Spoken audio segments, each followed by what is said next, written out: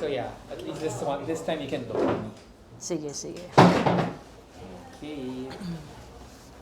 So yes, how did you end up in Spain, basically? Okay. I think I haven't told you this, right? But yeah, it's actually a very, very long story. Very, parang sinabi lang ng world that, this is something that you should try to do at least for now.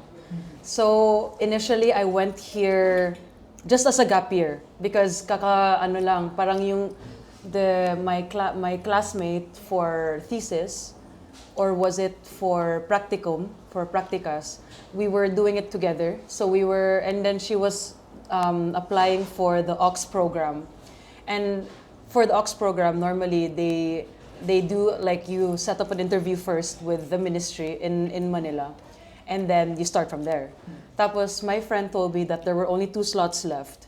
And then she just told me, like, hey, if you want to join, there's actually just 2 more slots left if you just want to try the Auxiliares. And then I said, yeah, no problem. But actually, I didn't want to do it, or I didn't really think of doing it because my initial plan was to be a pilot.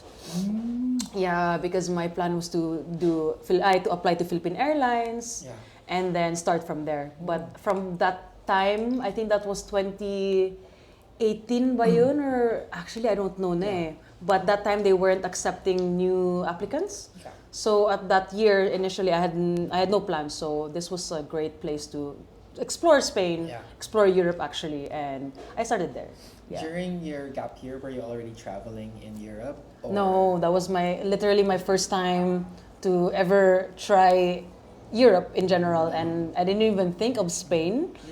And then, honestly, I fell in love with it, as in the people, the culture, and the architecture, everything. It was a mix of many cultures, honestly. Yeah. Especially with my first year being in Andalusia, where you have like such a big mix of Moroccans, and Spanish influence. Yeah. It's really nice. I would say the North African influence, Moorish influence. Yeah. So basically, you were in the Philippines. You were taking a break after university, and then. Oh, the program actually starts right after I graduated, because I graduated June 2019. The program was in October. So, sakto. So I was thinking, let's do this for 1 year. Anyway, Philippine Airlines, they're gonna open their applications in the next following year, so 2020 of June. That's what I knew. So it was such a perfect plan, 1 year in Europe, going back here, and that was my experience. That was supposed to be it. Yes. And how was the preparation basically before you left, right? Because you applied for the Auxiliar program. I think lots of people don't know about this. Yes. What is the Auxiliar program? So just to let you know, Auxiliar's program is actually an English language assistant. So you're basically an English teacher, not necessarily licensed as an English teacher, but you come there as an assistant. So hence Auxiliares, no? So you stay with the school, you stay with your respected classes, and then you normally would give the speaking portion of the speaking assessment activity for the kids.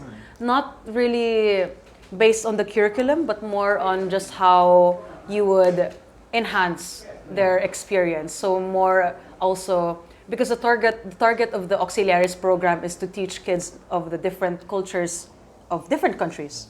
That was the whole purpose of it as well, not just the English part, but no more for them to realize, okay, that's to widen their I would say, perspective. That was the main goal of the Auxiliaries program, and that's where we come. And so what the Spanish government does is invite potential, I would say, lecturers or